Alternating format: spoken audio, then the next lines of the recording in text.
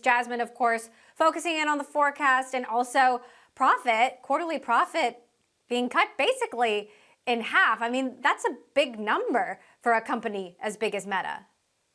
Yeah, and we're also coming up on Meta's 1-year anniversary of the name change. And what I would start with is that Meta today is a far cry from what Facebook was just 1 year ago.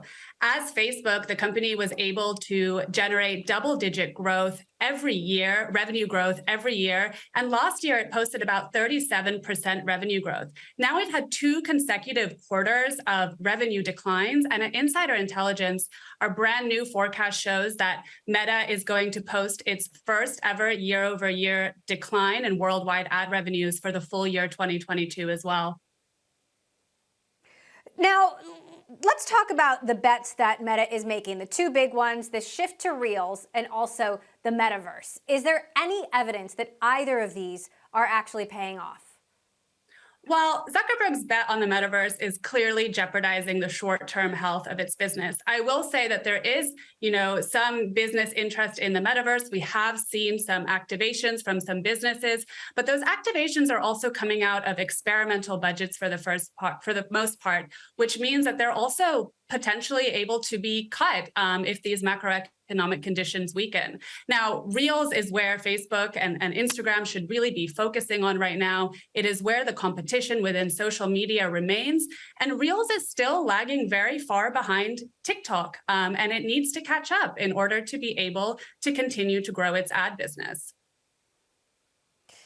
Now, let's talk about the broader changes happening to the ad business. You've obviously got Meta hitting back at Apple for the changes that Apple is making that are impacting not just Meta, but other social media companies. How much bigger of a cut is Apple going to get, and how much smaller of a cut is Facebook or Meta going to get? And what does that mean to you over the longer term?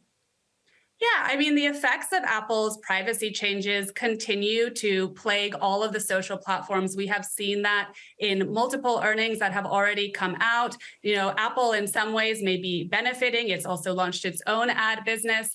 But these companies really need to work to develop and deploy effective solutions for ad attribution if they want to keep up and continue to grow their businesses in this new environment. Twitter was supposed to report earnings today.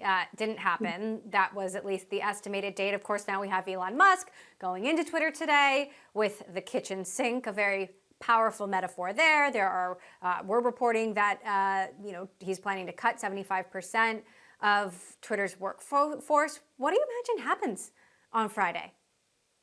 Well, Musk has every reason to want to close this deal by Friday. If it doesn't close, of course, this case goes to court, and it's likely that Twitter will win anyway, and Musk will be able to avoid some of the reputational damage that might ensue if the case actually goes to trial. Now, a Musk-owned Twitter is likely going to result in even more chaos. We already know that the employee morale is low. Some employees have left. Others are really concerned about massive layoffs, and that is a valid concern.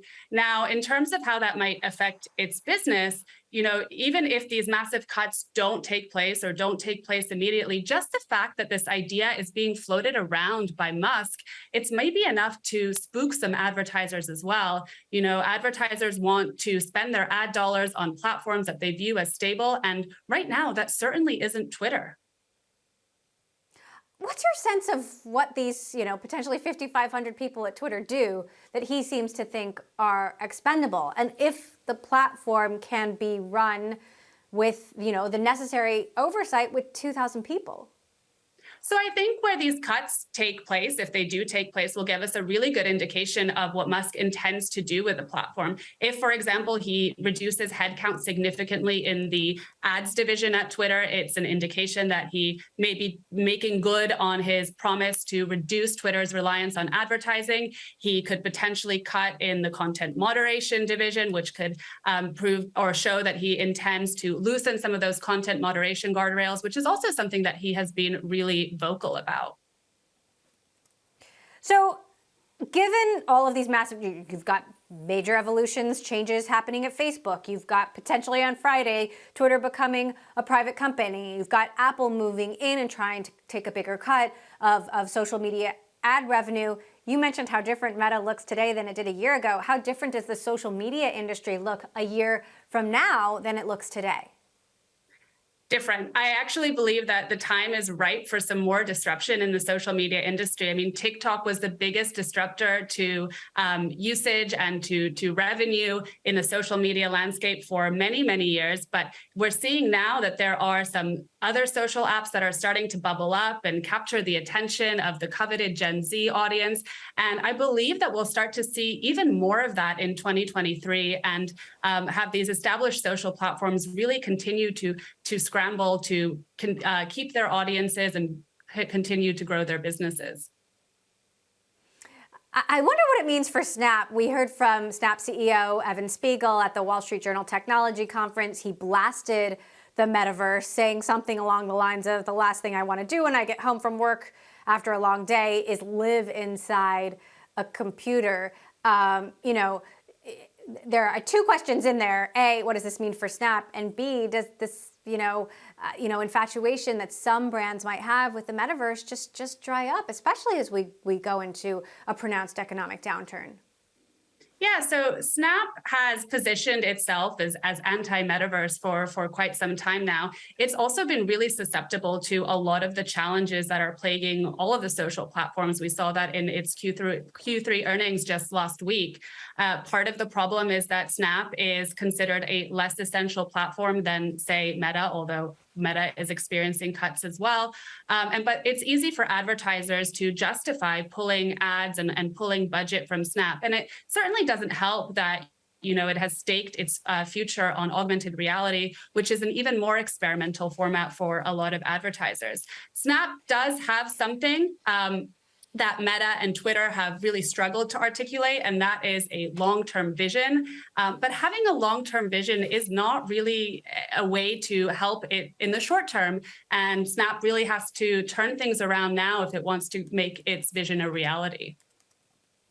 Do you think augmented reality is more likely? Are you more optimistic about the future of augmented reality than virtual reality? So I think augmented reality holds a lot of long-term promise, especially among the audience that is using Snapchat. We are already seeing young users communicate with each other and entertain each other through AR filters. We are seeing some brands and some consumers lean into AR as a shopping tool. And I believe that that will continue to grow. I don't necessarily believe it's going to reach mass adoption, but I do think that it's becoming more of a utility and will continue to do so over the next couple of years.